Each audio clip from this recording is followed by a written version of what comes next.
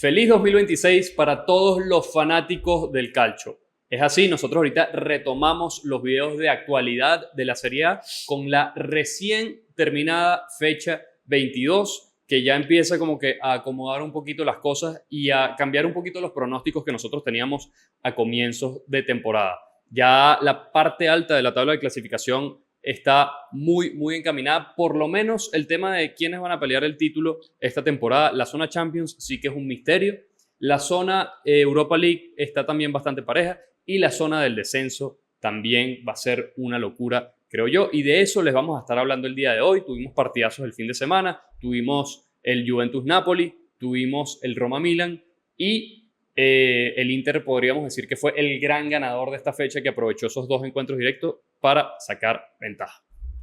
Antes de meternos con todo el contenido, le agradecemos a Sabrina Llueva, que está aquí en la producción. Y bueno, por supuesto, acompañándome aquí el señor Gustavo Adolfo Silva.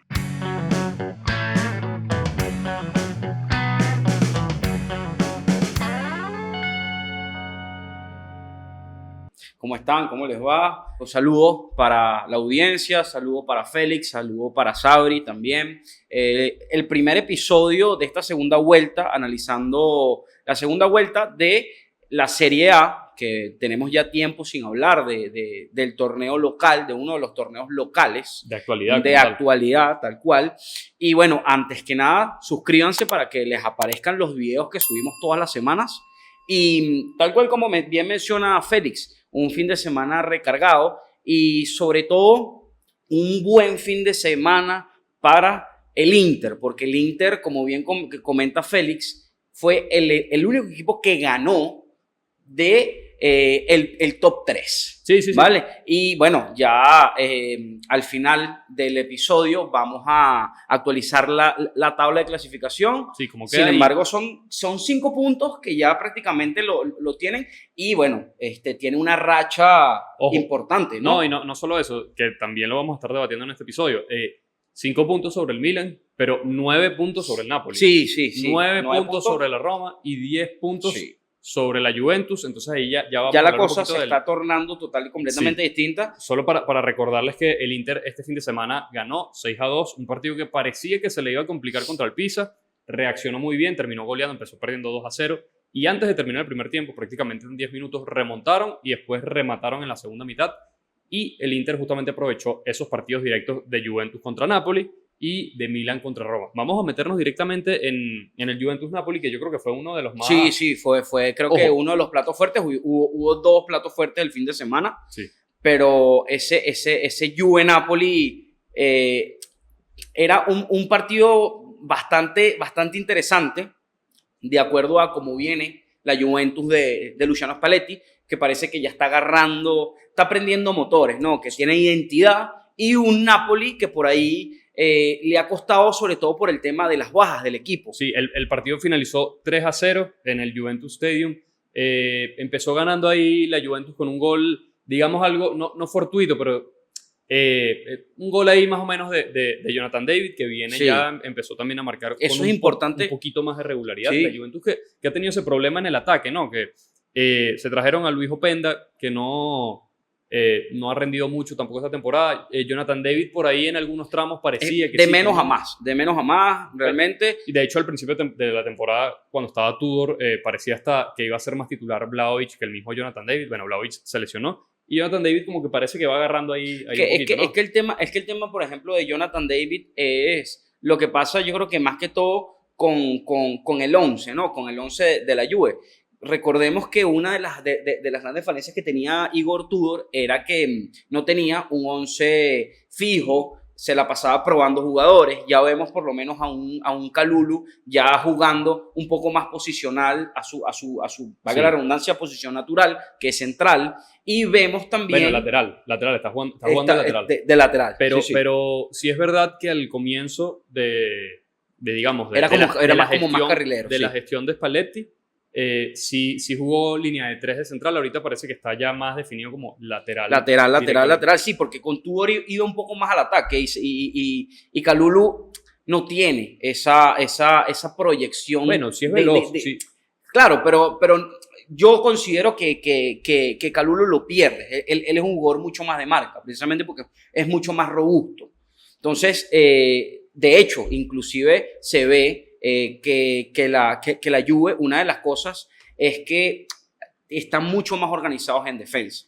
La Juve con Tudor dejaban muchos goles, hacía muchos goles, pero también recibía muchos Bueno, goles. el datazo es que la Juventus es la tercera mejor defensa de la Serie A junto con el Milan. Curiosamente, si se ponen a revisar la tabla de clasificación en esta fecha, después de esta fecha 22, tenemos al Milan y a la Juventus que tienen una diferencia de puntos ahí, digamos, importante por lo menos en la pelea por el título. El Milan le lleva 5 puntos a la Juve, pero tienen la misma cantidad de goles marcados y la misma cantidad de goles recibidos. Pero a lo que iba es la tercera mejor defensa con 17 goles recibidos. La primera es la de la Roma, la segunda es la del Como, y se viene afianzando un poquito también el tema defensivo. De la Juve hay que decir que, bueno, después de lo que comentamos del gol de Jonathan David, cerró el partido Spalletti, que venimos hablando, ¿no? El tema de que no solo encontró el equipo, sino que parece que ya sabe incluso qué cambios tiene que hacer, porque Fabio Miretti, si no juega,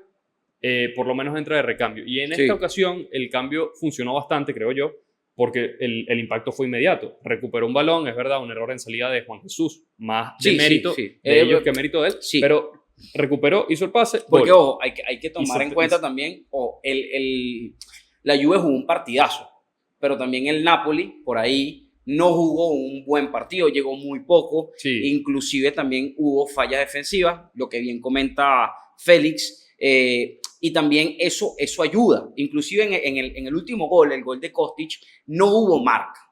Kostic agarró la pelota, se perfiló, chutó fuera del área. Agarró como un rebote de algo que no se entendió muy bien que quiso hacer ahí Buongiorno, que como que no cortó la jugada, el pase, pero tampoco... se quedó no supo qué hacer. Esa indecisión te muestra más o menos lo que hay, pero ahorita, antes de hablar del Napoli, me gustaría quedarnos con lo que dices de Spalletti. Ya se ve, ¿no? Ya podemos decir que se ve la mano del entrenador, lo repetías, ya tenemos prácticamente un 11 fijo con Di Gregorio, que de vez en cuando Perín, ahí uno que otro partido lo portea, pero el titular es Di Gregorio, que por aquí no tenemos mucho... Sí, bueno, con Tudor también Michele Di Gregorio era titular, inclusive.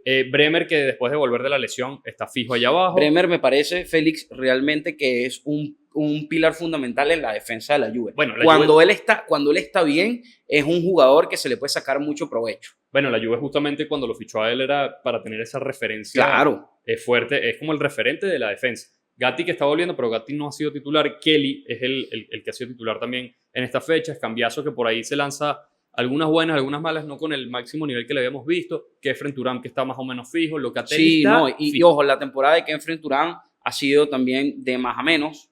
Y bueno, inclusive en este partido... De menos a más, ¿no? Exacto, de menos a más, 100%. Y inclusive en este partido tuvo la oportunidad de hacer uno de los goles de la fecha, ¿no? Que pegó en el travesaño, y también le ha dado muchísima salida al equipo con la asociación del ataque. Sí, también te iba a decir, justamente hablando del mediocampo, Locatelli confirmado, yo por lo menos que lo tengo en el Fantasy muy feliz porque veo que la aplicación es uno de los jugadores favoritos de la aplicación porque siempre me hace puntos y de verdad que está jugando bien Locatelli, ojito para los playoffs, el repechaje para el Mundial. Sí, Italia, es probable que lo llamar. El gran punto que tiene por ahí que todavía no ha resuelto Gattuso es quién va a ser el mediocampista central, porque sabemos que Varela y Tonali van fijos, pero ¿quién es el que da la salida? Sí. Bueno, por ahí inclusive en las últimas fechas hasta Bryan Cristante lo llegaron a volver a llamar, pero Cristante con la Roma yo lo veo un poquito que está bajando el ritmo. No se ve ese Cristante de principio de temporada, pero bueno, ya eso es otro debate. Otro debate y que también, ojito con Verratti, ¿no? Que por ahí... ahí estaban diciendo que Gattuso lo estaba llamando. Hay conversaciones ahí entre Gattuso. Si llegaba para esa ficha. Vamos a ver. Pero, bueno, retomando el discurso un poquito, McKennie fijo, Gilles fijo. A quien no vemos tanto es a Consensao. Mira, una de las cosas que me gusta de Luciano Spalletti, que se veía muy poco, por lo menos con Tudor, ¿no? Él era como en vestuario un entrenador un poco más hermético, pero inclusive le llegó a lanzar flores a Kenan Yildiz diciendo que es un jugador que que siempre tiene algo para dar más, es un jugador muy explosivo, es prácticamente un mágico. Y eso es importante porque está haciendo vestuario. Si tú tienes a tu 10 feliz, mira, él puede hacer lo que sea. Y lo que se ha visto de Kenan Yildiz con Luciano Spalletti es ese jugador creativo, explosivo que necesita la Juventus. Sí, yo creo que además de eso, bueno, el beneficio es como el balance que él trata de darle al equipo. Claro. Que sea equilibrado, porque vemos que justamente Consensado no está jugando tanto y el que está jugando en esa banda y de repente se reconvierte cuando Spalletti hace los cambios, porque está jugando como extremo, más o menos, falso extremo, podríamos decir, es McKennie. Que McKennie es más es un volante. Sí, es un volante 100%. Pero justamente quizás para darle esa libertad a Yildiz de que se desenvuelva más en el ataque. Y la pregunta, te voy a hacer una pregunta, y esa incorporación de lanzar a la banda a McKennie es ¿por qué? De acuerdo a tu lectura con la Juventus, ¿porque le ha funcionado más a Spalletti o porque simplemente no Evan Segrova prácticamente fue una contratación deficiente? Bueno, no sé. O sea, a ver, de McKennie yo creo que es un jugador que lo que ha demostrado es que es ese tipo de jugadores que tiene que estar siempre en el terreno. O sea, si no es titular indiscutible, pero prácticamente titular fijo. Y es como un comodín. Es ese tipo de jugador que te puede jugar en el medio, te puede jugar del lateral. Él ha jugado un utility, sí. Exacto. Juega de todo. De hecho, Spalletti hace poco le estaba tirando flores también a McKennie diciendo él tiene todas las cualidades para ser un gran delantero, porque ataca muy bien el espacio y marca mucho gol. Y es verdad. O sea, ya lo está poniendo ya inclusive quizás hasta cambiando mucho más la posición, pero yo lo veo más que nada lo que te comentaba. Creo que trata de darle un poquito de balance, porque McKennie es verdad que te aporta a nivel ofensivo, pero McKennie es un tipo que te va a hacer el recorrido de regreso sí, a la hora. La garra con la que juega es bastante importante. Sí, y quizás Yildiz, por la otra banda, quizás no te va a hacer ese recorrido, y con eso trata de balancear. 100%. Creo que la lectura es bastante clara. Bueno, de hecho, una de las cosas es que tiene fútbol de líder. Winston McKennie es uno de los capitanes de la Juventus. Sí. Entonces, por la garra. Y no, bueno, y que ya tiene sus varios años. Claro, ahí. Conoce el vestuario, conoce los colores, conoce el escudo. Exactamente. De Spalletti, para ir cambiando un poquito el tema y metiéndonos más con la situación del Napoli, cómo está el Napoli, solo para que tengan la referencia, ¿no? Cuando él asumió el cargo con la Juventus, estaba a 6 puntos del primer puesto y estaba a 3 de la zona Champions. Llegaron a estar de séptimos en Serie A. Llegaron a estar de séptimos, pero más allá de la distancia, porque estaba empezando la temporada, la duda era, o sea, con Tudor, me acuerdo cuando, y lo podemos revisar incluso en los episodios que hemos tenido, cuando lo mencionamos, es que parecía que por ahí la temporada de la Juventus iba a ser más complicada de lo que está haciendo, porque ahorita están ahí a un punto de la zona Champions. O sea, prácticamente igual que el Napoli, prácticamente igual que la Roma. No, y que se ve un equipo que está carburando bastante bien.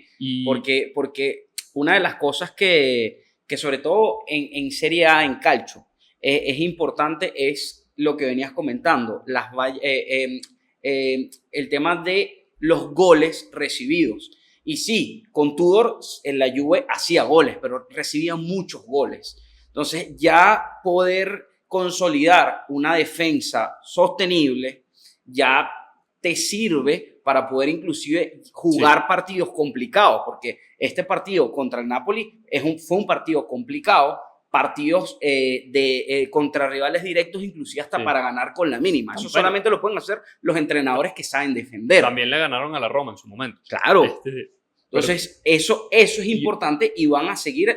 Yo pienso que la Juventus de Spalletti va a seguir escalando puestos. Sí, de la Juve de Spalletti, justamente, para que tengan el dato así fresco desde que llegó a la Juventus: 12 victorias, 4 empates y 2 derrotas en todas las competiciones. No ha perdido en Champions. De hecho, ya consiguió la clasificación a los playoffs en Champions, que en algún momento estuvo en duda. Lo inclusive pueden quedar hasta en el top 8.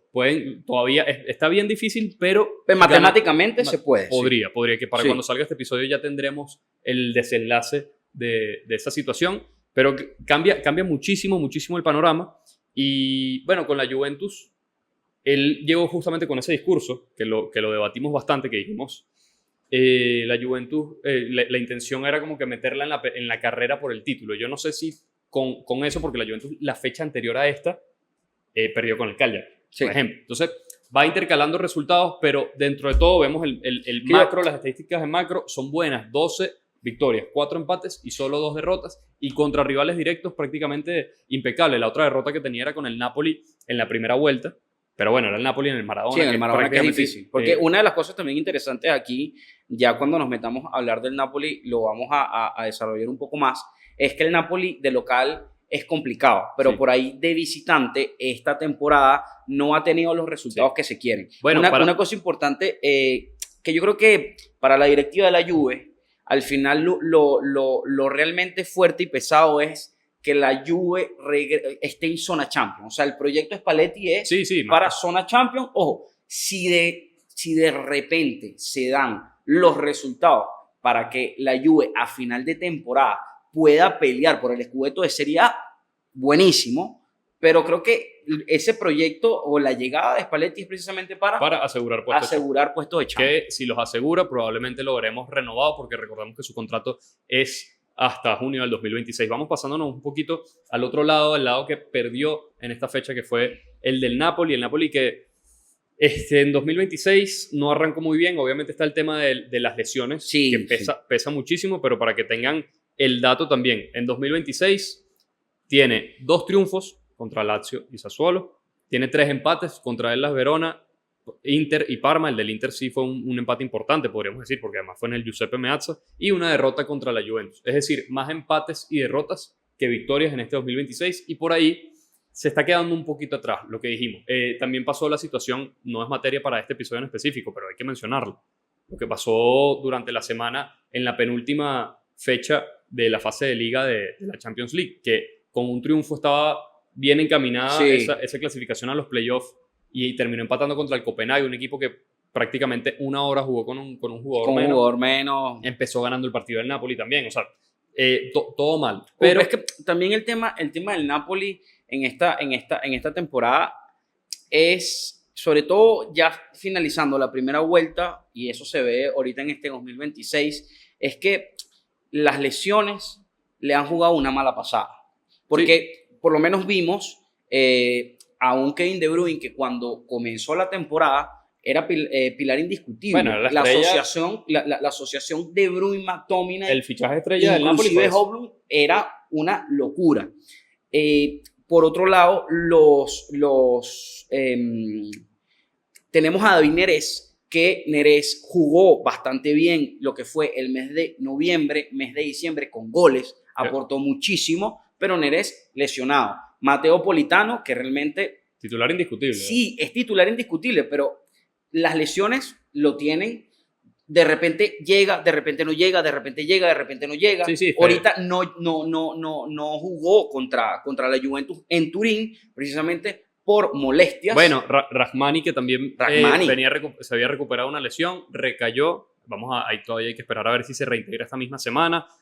Bueno, Mazzocchi por ahí no, Billy Gilmour tampoco. Bueno, Anguissa, tenemos Anguissa. Sambo Anguissa también, está por una lesión bastante larga. Estamos esperando el regreso, ¿no? Milinkovic-Savic, que este fin de semana particularmente no pudo estar presente porque tuvo una distensión ahí muscular. Y volvió Meret, que estaba lesionado. Entonces, la situación del Napoli es impresionante. Y bueno, también con respecto al regreso de Meret, vimos a un Lukaku que regresa, pero claro, el tema de Lukaku es que Lukaku esta temporada ha tenido pocos minutos porque se lesionó al principio de la temporada, y no le puedes pedir a Lukaku grandes cosas. Inclusive hubo una jugada clarita de gol entre Hovland y Lukaku, que con un Lukaku un poco más consistente, con más minutos, yo estoy seguro que de repente por lo menos hacía más. Yo no firmaría eso, porque por ahí llegan los fantasmas de Bélgica en el Mundial 2022 y la cantidad lo que se falló fue algo similar a eso. Que bueno, era un gol para meter al Napoli en partido. Pero en definitiva la pregunta es, con esto, y me gustaría abrir el debate y dirigirlo a eso, es con esta derrota, podemos decir que el Napoli está fuera de la carrera por el Scudetto. No, yo creo que no. Yo creo que todavía hay bastante campeonato por delante. Sí, quedan 17 y fechas. Pues, sobre todavía, todo, 16. ahorita vamos a empezar a ver un poco más el tema de lo que afectan las competencias europeas de los equipos que están peleando arriba. ¿Por qué? Porque entonces ahorita empiezan ya playoffs en las diferentes copas internacionales, octavos de final, después cuartos de final.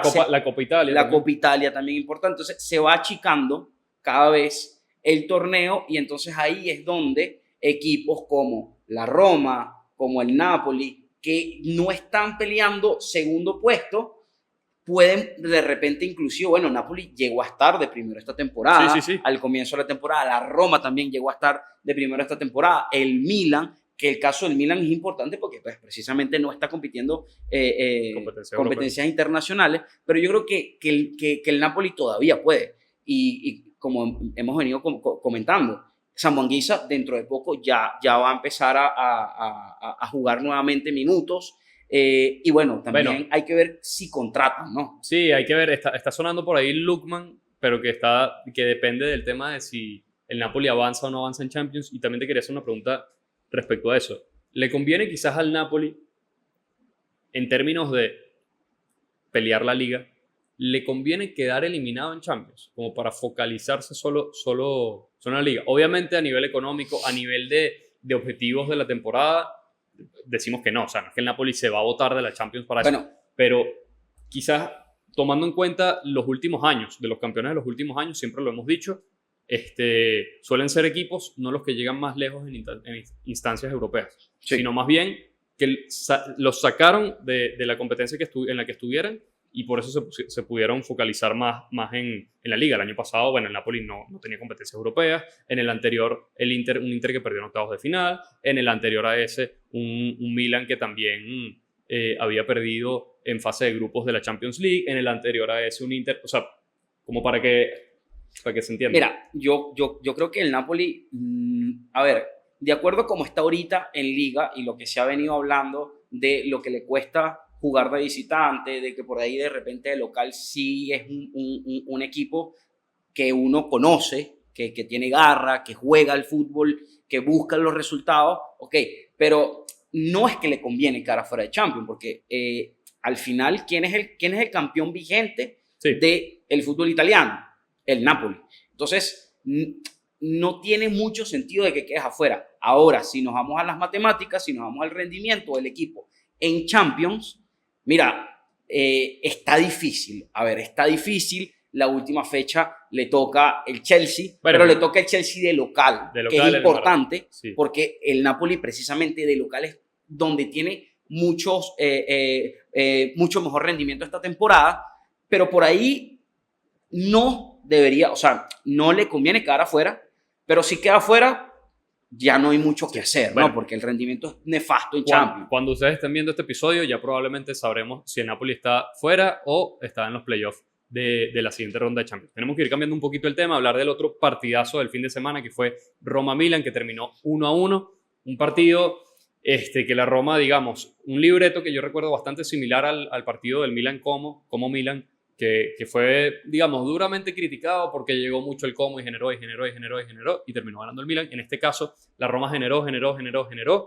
El Milan se puso arriba, se puso en ventaja y la única forma en la que la Roma pudo marcarle gol al Milan fue de penal, una mano de Bartesagui que sí era. Y bueno, vemos como que este libreto de nuevo de los partidos del Milan contra los rivales directos, que no tiene problema con esperar su momento del partido, sabe que alguna ocasión de gol te genera y alguna ocasión de gol te marca probablemente en las primeras que genere. Eso no le pasa con los equipos pequeños, ¿no? Pero bueno, básicamente la pregunta a la que voy enfocándonos en este momento en el Milan y después nos vamos con la Roma.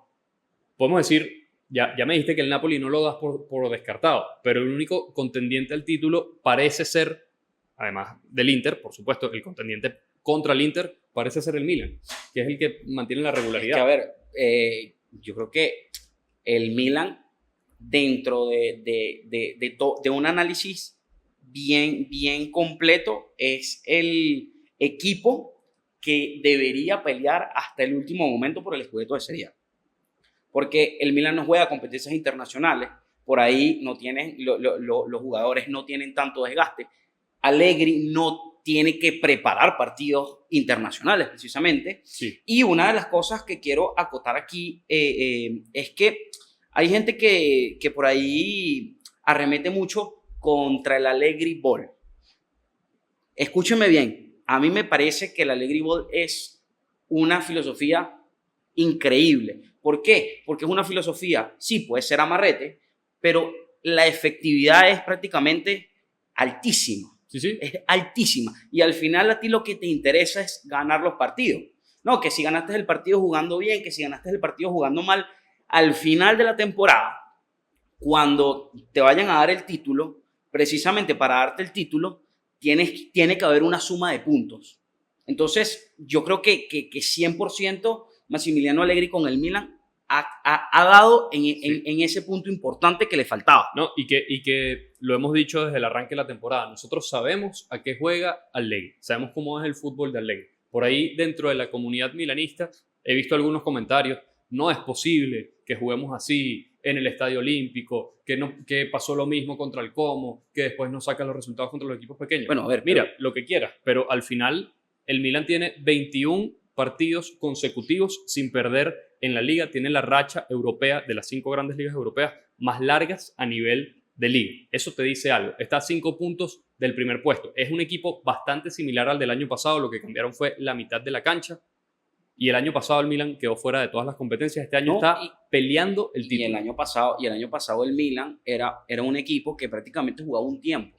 Porque jugaba los primeros tiempos, en el segundo tiempo se apagaba y la defensa era muy endeble. Y este año hemos visto precisamente que la defensa del Milan es una defensa de un equipo de fútbol italiano. Con los mismos intérpretes. ¿Sí? Con los mismos intérpretes, tal cual. O sea, cambiaron los laterales. Y ojo, para recordar también, porque a veces la gente tiene memoria corta, pero en el partido de la primera vuelta, Milan-Roma en San Siro, quedó 1-0 el partido.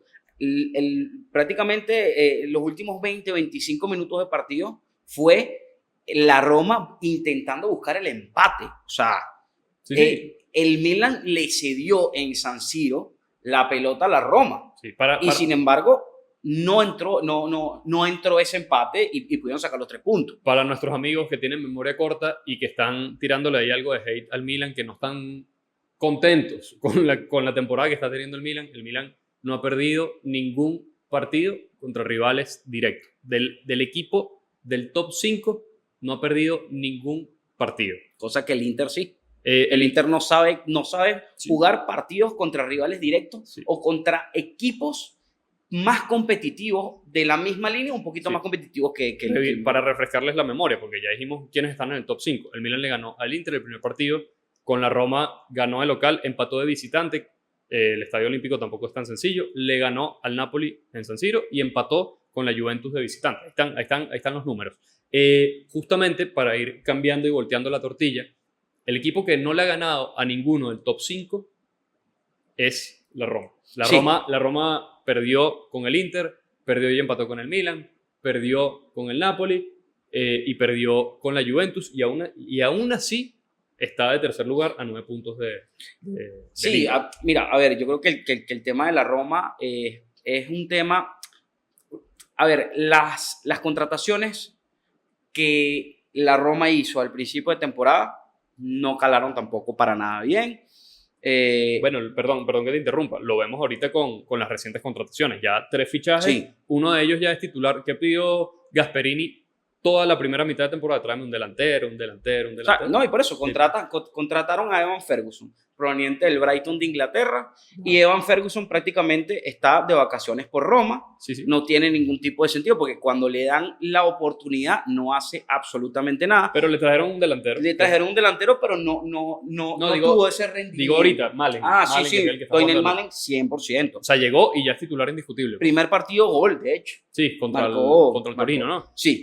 También jugó prácticamente todo el partido contra el Milan. Contra el Milan también jugó. Quería evaluar justamente el tema de esos nuevos fichajes de la Roma, porque en el segundo tiempo entró Robinho Bosz, que es un prácticamente canterano, bueno, jovencito del Marsella, que había tenido algunos destellos ahí. Delantero también, porque entró precisamente por Malen en el segundo tiempo. Sí, sí. Robinho Vaz, perdón, de 18 años. De 18 años. Y hizo que amonestaran a Modric, fastidió bastante, metió bastante, o sea, tiene ganas. Y también Lorenzo Venturino, de 19 Del Genoa, años. ¿no? Del Genoa. Son todos recién llegados y todos jugaron un partido importante contra el Milan. Entonces, sí. lo que vemos por ahí es que la incorporación, o sea, le da como que un toque fresco ahí a la Roma, y no sé si eso puede cambiar un poco el panorama de aquí a final de temporada, porque la Roma, digamos que entre noviembre, diciembre, dijimos que se estaba cayendo un poquito de la pelea por el título. Yo, de hecho, no la pongo, a pesar de que tiene la misma cantidad de puntos que el Napoli, pero también la estábamos sacando un poquito de esa posible clasificación a Champions, y vemos que bueno, arrancó muy bien el 2026, y con estos cambios yo creo que le puede caer bastante bien. Bueno, de frescura en ataque sí podemos hablarlo, y lo hemos visto, pero lo que le falta a la Roma precisamente es que den un golpe fuerte sobre la mesa. O sea, a la Roma le hace falta ganar un partido contra un rival directo, sí. Un partido contra un Inter, un partido contra una Juventus, un partido contra un Napoli, porque eso es lo que le falta. Eso es lo que le falta. De hecho, la Roma intenta en esta segunda vuelta sacar de esos 4 partidos que le quedan contra rivales fuertes directos, por lo menos 2, y cuidadito arriba. Bueno, cuidadito arriba. Claro, y ese es el tema. Y ojo, sigue siendo la mejor defensa de Italia. A la Roma solo le han hecho, ¿qué? 13, 14 goles en 22 fechas. Está bastante bien. Y también quiero darle una mención especial a Wesley, que es un jugador que viene proveniente del Flamengo. No ha cumplido ni siquiera el año en Italia, y parece que tuviese... La fútbol. Sí, tal cual. O sea, parece que tuviese todos los años del mundo jugando en la Serie A y en el fútbol italiano. De verdad que, por lo menos, el partidazo que se lanzó, uno más, porque tiene ya varios partidazos esta temporada, pero contra el Milan, muy bueno. Dichosos aquellos que tengan a Wesley en el Fantasy, ¿no? Wesley, que parece un tipo que tiene bastante, como que buen criterio. No, y sobre todo para el sistema de Gianpiero Gasperini es prácticamente anillo al dedo, porque es un carrilero que le gusta proyectarse muchísimo, y también tiene buen retraso, tiene mucho corte de balón, porque tiene mucha garra. Sí. Ahorita vamos pasando con el otro tema, la situación de la Fiorentina, que la hemos abarcado a lo largo de varios episodios. Después de mucho tiempo, podemos decir que la Fiorentina, creo yo, está viendo la luz al final del túnel. Es verdad que este fin de semana perdió en casa con el Cagliari, pero si nos ponemos a revisar su rendimiento en los últimos partidos, en los últimos 7 partidos tiene 3 victorias, 2 empates y 2 derrotas. ¿Qué es lo curioso? Empató con la Lazio, empató con el Milan y le ganó al Bologna. No son rivales fáciles, y sacó los puntos. Entonces, como que la Fiorentina de Vanoli, desde que ganó, parece que está sumando un poquito más. En estos momentos se encuentra en el puesto 18 de la tabla de clasificación. Todavía tiene 17 puntos, está a 1 punto del Lecce de Eusebio Di Francesco. Yo pensé que este fin de semana por lo menos un empate le sacaba al Cagliari, pero más que nada lo que quiero es, meternos directamente en ese debate. ¿La Fiorentina se va a salvar o no se va a salvar esta temporada? La Fiorentina es un caso de estudio, porque, como bien comenta Félix, es que tú le juegues bien al Bologna, que le juegues bien al Lazio y que le juegues bien al Milan. Ya tú por ahí dices, espérate, ya va. O sea, hay algo, sobre todo tomando en cuenta el comienzo de la Fiorentina, porque la Fiorentina comenzó muy mal, votaron al técnico, vino un técnico nuevo. Que comenzó mal también. Que comenzó muy mal también. Parecía inclusive que lo iban a votar. No fue despedido Vanoli. Empezó entonces esta serie de partidos y por ahí. Pero ¿qué pasa? No está respetando la localía con equipos que puede sacar puntos, como bien comentas. Claro, a ver, el partido queda 2-1, pero el Cagliari iba ganando 2-0. Sí. O sea, fue un partido que les costó muchísimo. Pero pudo empatarlo. Pudo empatarlo, pero es el Cagliari. O sea, y vienes precisamente de ganarle a un Bologna. Yo creo que hay una cosa bien interesante que podría ser el tema de cambiar la mentalidad, pasar el chip, que para esto a estos jugadores debe ser bastante complicado. Estamos hablando de una plantilla que el año pasado llegó a estar a nada de meterse en la zona Champions. Sí. En algunos momentos. Y llegaron competió a con el semifinales de Conference League. Entonces, pasarse el chip, quizá ya el Cagliari no es que es un rival inferior. El Cagliari es un rival directo para no descender. Sí. Así es que lo tienen que ver los jugadores, creo yo, todos los partidos. Lo que pasa es todos. que también yo veo, Félix, que falta de talento la Fiorentina no tiene, porque tiene grandes jugadores.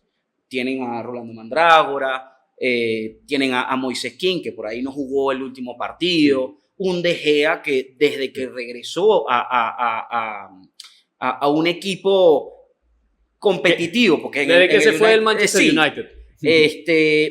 Lo hizo bastante bien, sobre todo al final de la temporada pasada. Sí, tenemos a Gudmundsson también. A Gudmundsson también, que ha sido de lo mejorcito en ataque, junto con King. O sea, falta de fútbol no tienen. Pero yo creo que el problema de la Fiorentina es un problema de vestuario, es un problema de directiva. Y cuando los equipos están así, es nadar contra la corriente. Necesitan que, precisamente, si Vanoli realmente se va a quedar, que sea un gestor más que un director técnico, para que no puedan descender. No veo a la Fiorentina, si sigue como va, jugando Serie A el año que viene. Tú dices que la Fiorentina... Yo digo que esa la es tu Fiorentina... proyección. Mira, veo más al Pisa. No. Veo más al Pisa y todo. El Pisa está muy... De último, muy está de último, está en caída libre.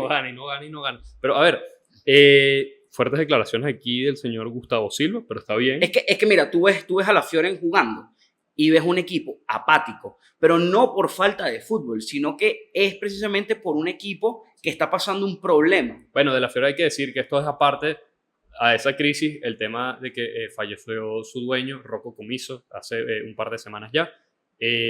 Por supuesto que es algo que impacta por lo menos inmediatamente el tema del proyecto. Sí, sí. Se estuvo hablando entre diciembre y enero que la Fiorentina iba a contratar un nuevo director deportivo después del que ya habían votado, y que ese director deportivo podía ser Fabio Paratici, uno de los más importantes de la Serie A de los últimos años, por lo menos con la Juventus lo fue. Y bueno, todavía el caso es que no ha pasado nada y hay que ver cómo terminan el tema de quién va a gestionar el proyecto y hacia dónde va. Pero yo creo que la Fiorentina, para darte como mi punto de vista, creo que la Fiorentina se salva simple y llanamente porque el escudo ahí, de la Fiorentina, pesa más que el de los otros. O sea, yo creo que ellos sí van a sacar la casta en ese sentido de que van a lograr, quizás no tan holgado, pero ya empezaron a ganar, y apenas ganaron el primer partido de la temporada en Serie A que no habían ganado, empezaron a sumar con más regularidad. Se mantiene un poquito así. Bueno, ojo, también el mercado de pases invernales se hicieron con algunos buenos jugadores que al equipo, sí, Brescianini, que le hacen tener un poco más, por lo menos de ataque, porque es que mira, fíjate el tema, porque mira, Moisés King, tú le quitas la camisa a la Fiorentina, le pones la camisa de la Nacional y Moisés King es otro jugador. Sí. Es otro jugador. Sí, eso. Y es una cosa ilógica. Pero por ahí llegó Brescianini, se vio con hambre el primer partido. Bueno, marcó gol. Pues. Marcó gol. Inclusive pudo haber hecho doblete. Manol Solomon también, que viene del fútbol español. Por ahí desborde. Albert Gudmundsson, que ya estaba, pero necesitan un gestor. Sí, a ver. Manoli tiene que volverse gestor. Sí. A ver, yo lo que te digo es más, creo que un aspecto mental, y para mí la Fiorentina sería fundamental, y sí lo digo sin ningún problema, porque estuvimos diciéndolo toda la temporada, las últimas 4 o 5 temporadas, todo el mundo diciendo, la Fiorentina tiene que ganar la Conference, tiene que ganarla. Mientras la Fiorentina quede más pronto eliminada de Conference, mejor. Claro. Mejor, sí. Va a jugar los playoffs, va a jugar contra un equipo polaco, el Jagiellonia Białystok. Me disculpan el polaco. El tema es que ya la Fiorentina, estamos hablando de que está en crisis. Está en crisis porque precisamente, como bien comentas, el escudo pesa. ¿A quién le importa la Conference cuando estás en zona de descenso? Pregúntenle a los fanáticos del Chelsea si le importa la Conference. Es así, pero no estaban en zona de descenso. No estaban, es verdad, esa es la gran diferencia. Ya nos toca ir cerrando un poquito el episodio, nos vamos a ir con 2 secciones nuevas que vamos a tener fijas en la mayoría de los episodios. La sección del día de hoy que vamos a estar inaugurando se llama Checkover. En el Checkover, eso es lo que sale cada vez que se hace la revisión del VAR, ¿no? Después de que se toma una decisión. Nosotros sabemos que todas las semanas, todas las benditas semanas, hay una polémica en la Serie A. Y el día de hoy les vamos a presentar dos polémicas de la Serie A, dos jugadas que vamos a analizar. Una de ellas es un penal que no le dieron a la Roma, preguntarles si es penal, si consideran que es penal o no es penal. Sabemos que el gol del empate fue un penal que sí era de Bartesagui, brazo completo despegado. Hubo una mano al minuto 88 de Christian Pulisic, estaba marcando y básicamente le pegó en la mano. Mano fue, penal no. El árbitro dijo que no era. Ni siquiera revisó en VAR. El VAR sí, él dijo que estaba comunicando. Claro, pero con el VAR. El árbitro principal No ni lo siquiera llamaron, se acercó al porque la monitor. vio, claro. Entonces la pregunta es, ¿esa jugada debía ser penal? ¿No debía ser penal? Mira, para mí realmente no fue penal porque el brazo no está completamente extendido, está en la naturalidad de la posición del cuerpo, número uno. Número dos, no Francia. era una jugada, o sea, no impidió una jugada gol, realmente. O sea, el Pulisic simplemente lo que hizo fue mostrarse en la jugada para sí poder cortar la pelota. Sí cortó un centro, ¿eh? Claro, pero no una jugada directa a gol, que es otra cosa. Bueno. Porque por ahí, si es una jugada directa a gol, ahí es otra cosa. Pero le huele la mano. Le huele la mano. Es que él nunca buscó la pelota. O sea, simplemente Wesley desbordó, le pegó y por mala suerte pega en el brazo. Y ahora mi pregunta es, para los que piensan que fanáticos de la Roma, me imagino, ¿no? ¿Por qué no cobraron el penalti? Bueno, la otra sería que entonces ahora la FIFA ahora haga una nueva regla que todos los jugadores se tienen que amputar los brazos, porque para es la única manera. Fútbol, tienes que amputarte los brazos. Porque... Sí, porque bueno, yo estoy de acuerdo contigo, yo creo que no es penal, pero por ahí Maignan dijo que la de Bartesagui no le parecía penal. Justamente decía que tiene que amputarse el brazo porque saltó. No es que metió la mano intencionalmente, pero saltó así. Y dijo la de Pulisic quizás sí. O sea, Maignan como que lo veía distinto, portero del Milan, que parece que está a punto de renovar. Pero bueno, otro dato curioso es que el Milan justamente en el partido de ida había recibido un penal también de la Roma que atajó Maignan, y es el equipo al que más le han pitado penales en contra. 7. Y tiene sentido más o menos por el estilo de juego que tiene. La otra jugada que queríamos revisar hoy es la de el Juventus-Napoli. Højlund-Bremer. Un agarrón de Bremer sobre Højlund, que el árbitro decidió no dar penal. En ese momento el partido, si no me equivoco, estaba 1-0. Y bueno, podía ser una jugada hubiese cambiado muchísimo. Podía cambiar el partido. Te pregunto, ¿te parece penal? Sí. ¿Te parece penal? Sí. Ese penalti sí, pero por poco. Sí se ve que hubo agarrón, lo abrazó y también, a ver, Højlund apenas siente el contacto, empieza a desvanecerse, pero sí hay contacto y aparte que el partido hubiese agarrado otro punto de vista, precisamente porque iba 1-0, terminó 3-0, pero los últimos 2 goles de la Juventus llegaron al final del partido. Sí. Yo ahí no estoy de acuerdo, yo creo que no es penal. Sí, el agarrón me parece muy evidente que lo abraza, pero yo creo que ya el jugador se venía cayendo antes del agarrón. O sea, ya estaba la intención de fingir. O sea, no es que se cayó porque lo agarraron, ya venía cayéndose. Y era intencionalmente como que simulando eso. Ahora, he visto que pitan estos penales. Entonces el problema está en lo que siempre se ha dicho, la regularidad del criterio. Sí, o sea, criterio. Si eso es penal, entonces que sea penal siempre. Si eso no es penal, entonces que no sea penal nunca. Porque vemos en el Juventus-Milan, si ustedes se ponen a ver ahí y buscan las imágenes, el penal que le pitaron al Milan, que terminó fallando Pulisic, fue muy parecido. Un agarrón a Santi Jiménez por atrás, pero un agarrón muy, muy leve, pero al final sí lo pitaron. Entonces, claro. Sí, es criterio dependiendo también de qué árbitro sea, sí. Porque hay árbitros que suelen pitar más faltas y hay árbitros que simplemente dejan jugar más. Sí, ahí el error está en el criterio. Nos vamos vamos cerrando el episodio de hoy, pero nos vamos con otra sección nueva, que es la sección Don Polémica. Semana a semana nosotros vamos a estar aquí presentando ciertas dinámicas Y a raíz de lo que pasa en estas dinámicas, nosotros al episodio siguiente vamos a aparecer aquí con un aparato distintivo, conocido como la cucarda de Don Polémica. Y bueno, lo iremos decidiendo con ustedes, que nos pueden dejar en los comentarios qué les parece, si están de acuerdo con lo que se dice, quién se debería llevar la cucarda de Don Polémica para la próxima sección. Y también lo vamos a hablar aquí con nuestra productora Sabrina Ayueda, que podría decidir quién se la queda. ¿Qué vamos a hacer? ¿Cuál es la dinámica del día de hoy? Nosotros a principios de temporada hicimos una simulación, una predicción cada uno sobre cómo pensamos que iba a quedar la Serie A. Evidentemente a mitad de temporada esas predicciones están más o menos, pero vamos a reformularlas, ¿ok? A ver si tenemos la opción, digamos, de cambiar esa predicción que hicimos al comienzo de temporada. Entonces voy con Gustavo Adolfo Silva, que nos va a dar su predicción de cómo termina la Serie A, pero puestos europeos. Recuerdo cómo había sido la primera, ¿no? La predicción de Gustavo Silva en el mes de agosto de 2025 fue que el Napoli salía campeón, que el Milan quedaba de segundo, la Roma de tercera, la Juventus de cuarto, el Bologna de quinto, el Inter de sexto y el Atalanta de séptimo. Y el señor Gustavo Adolfo Silva también nos dijo que los descendidos iban a ser Pisa, Lecce y el AS Verona. Entonces, Gustavo, te pregunto. Ok. Mira, por lo que hemos visto, yo realmente al principio de temporada, yo no le tenía fe a Kiu y todavía lo sigo diciendo. Sobre todo los interistas que por ahí, ¿no? Que Kiu conoce la institución.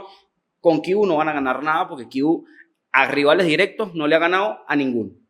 Comenzando por ahí. Para ganar cosas hay que ganar a rivales directos. Okay. Eso principal.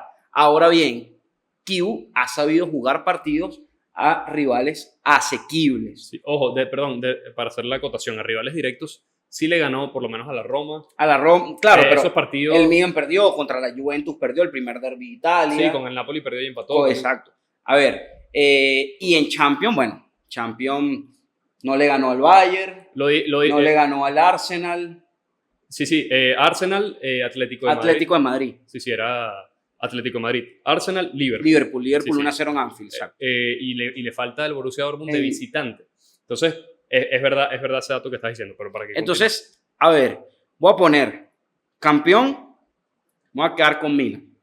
Lo cambias, porque habías puesto al Napoli. Sí, okay. El Napoli se está viendo que realmente no... La plantilla se está quedando corta. Okay. La plantilla se está quedando corta, las lesiones le han pasado una mala jugada. Milan de primero, Inter de segundo, Napoli de tercero, Roma de cuarto. Sacas a la Juve. No, Juve de quinto. Voy a poner a Juve de quinto. Claro, porque en tu otro podio sí tenías a la Juve de cuarto. Sí, la pones más abajo, sí, ¿ok? Le tengo fe a Gianpiero Gasperini. Le tengo fe a Gianpiero Gasperini, como bien comentaba, Gasperini le hace falta dar ese golpe sobre la mesa y le están armando un equipo para eso. Está pidiendo jugadores, los jugadores le están llegando. Ahora le quiero dar mi voto de confianza.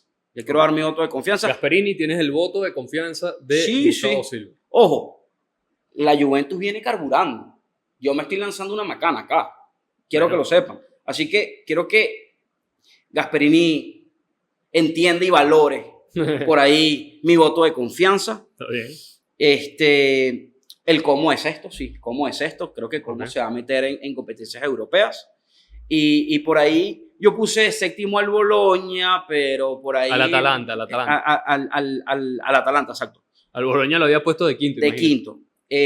Yo puse de séptimo al Atalanta, pero el Atalanta parecía que con Paladino al principio estaban empezando a jugar mejor, pero como que se ha quedado en los últimos partidos un poco. Ojo, el Atalanta por lo menos al momento de grabar este episodio es el equipo italiano, el mejor representante italiano en Europa. En Europa, claro, pero yo hablando de Serie A. Sí.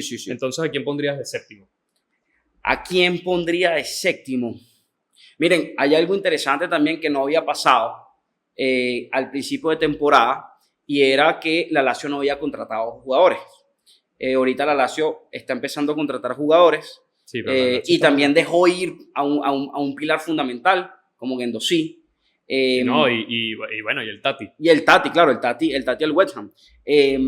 pero veo más a una Lazio quedando de séptimo que a un Bologna.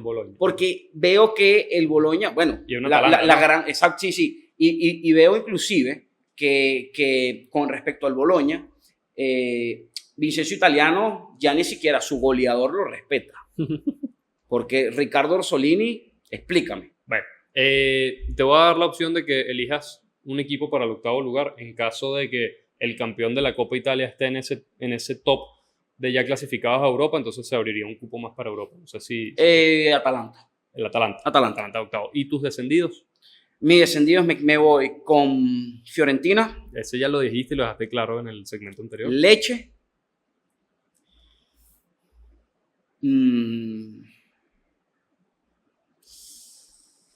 Es que Pisa. Bueno, el Pisa está de último, ¿no? Sí.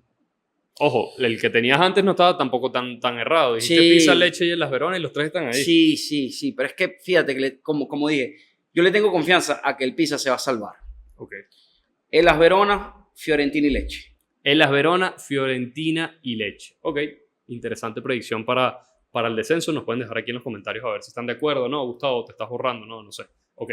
Mi predicción en agosto del 2025 fue Milan campeón, Napoli segundo, Juventus tercero, Roma cuarto, Inter de quinto, Fiorentina de sexto, Como de séptimo y Bologna de octavo. Puse a descender al Pisa, al Lecce y al Cagliari. Ok, vamos aquí a reformular un poquito. Yo creo que el Milan sale campeón. Nuevamente lo digo, lo ratifico.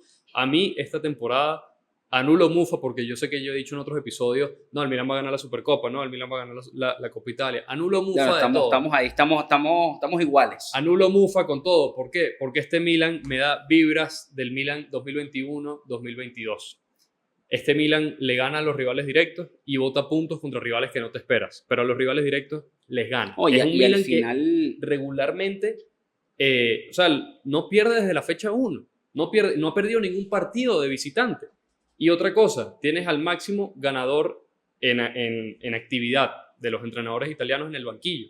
Y otra cosa, a estas alturas, en la temporada 2021-2022, yo recuerdo bastante que el Inter estaba de primer lugar y estaba de primer lugar con una ventaja más o menos de 4 puntos. Ahorita y después se fue cayendo un poquito. Yo tratando de agarrar así un poquito de cosas de cosas que pasaron que son como cábalas que parecen indicar que el Milan podría ganar esta temporada. Y más o menos cuando uno hace el recuento de puntos de cuánto tenía el Milan, por lo menos lo hacían en diciembre. Fecha 18, el Milan tenía tantos puntos. Tenía la misma cantidad de puntos que 2021-2022.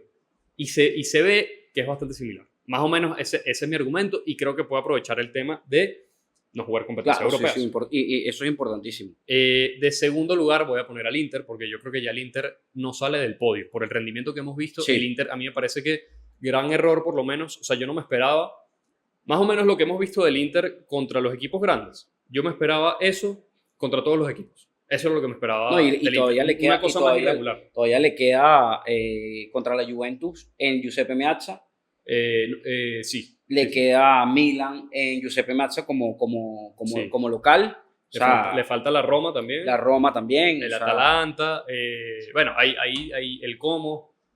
Ahí hay que ver, pero yo sí creo que el Inter, por el rendimiento que ha tenido, el gran mérito del Inter es verdad, no le ganó a los rivales directos, pero ganó todo lo demás. Sí. Ganó todo lo demás. Y el Ojo, pero eso no te sirve para coronarte. Bueno, depende, porque los demás están bastante irregulares. Sí, bueno, el Sí. Milan ha botado Exacto. puntos. Pero, en definitiva, yo creo que el Inter en esta segunda vuelta le puede pesar un poquito más el tema de Champions, porque creo que sí va a llegar van a unos octavos y van a o unos cuartos de final, y ahí van a empezar a cobrar puntos. Y siento también que el Inter, que está en racha también, no pierde desde el 23 de noviembre de 2025, justamente el derbi de la Madonina con el Milan en Liga.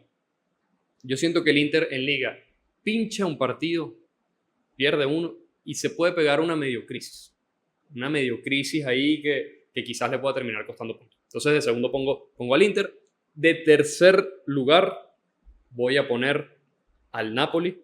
Yo creo que el Napoli, con toda la crisis que está y el escenario oscuro que se viene por ahí, o por lo menos pronosticado por el mismo Antonio Conte, creo que el Napoli, bueno, sigue siendo el campeón de Italia, y va a sacar por lo menos el resultado. Y ojo que se va a volver a meter en la pelea por el título. O sea, no lo descarto en definitiva. Sí. Yo creo que la pelea por el título es la que dijimos, va a ser Milan, Inter y Napoli. Hasta el final. No sé si hasta el final de temporada, pero más o menos como hasta mediados de abril, pues digamos, que va a estar la puerta abierta.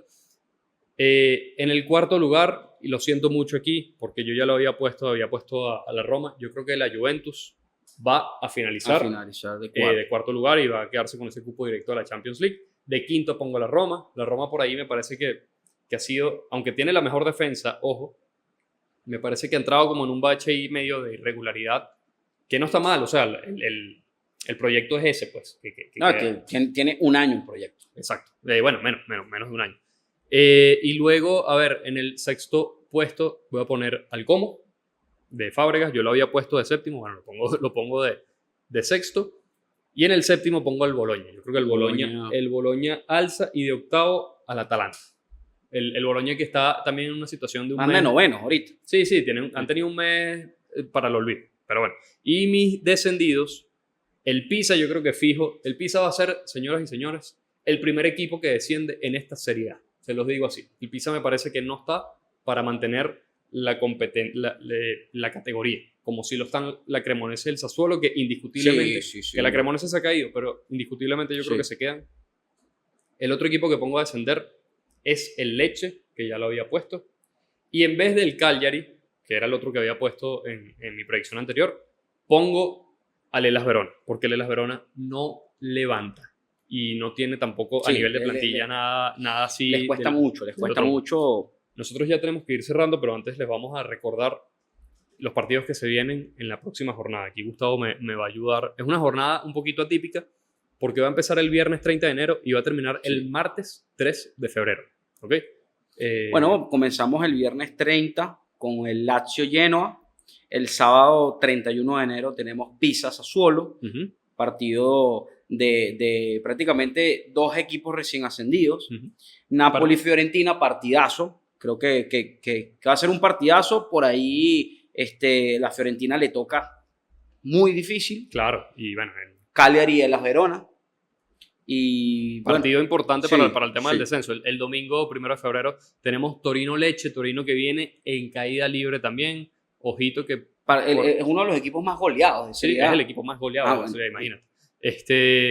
Como Atalanta, partidazo, señoras y señores. Como Atalanta el domingo 1 de febrero. Cremonese, Inter, bueno, otro caramelito para el Inter, ¿no? Caramelito decimos porque viene de jugar con el Pisa. Le toca al Cremonese que, ojo, la Cremonese no es sencilla, nada que ver. Pero... claro, juegan de visitantes. Sí, pero bueno, el Inter está bien, la verdad que está bien en racha. Parma-Juventus. Luego el lunes 2 de febrero tenemos Udinese-Roma. Y la fecha la cierran el martes 3 de febrero. Partidazo también. Bologna versus Milan. Partidazo. Ya nos toca ir, despidiendo aquí. Les damos las gracias a Sabrina Yoga, que estuvo aquí en la producción. Gustavo Adolfo Silva aquí acompañando. Y bueno, déjennos en los comentarios qué les parece. ¿Esta predicción está más adecuada o nos tuvimos que haber quedado con nuestra predicción de inicio de temporada? Bueno, nos vemos la próxima.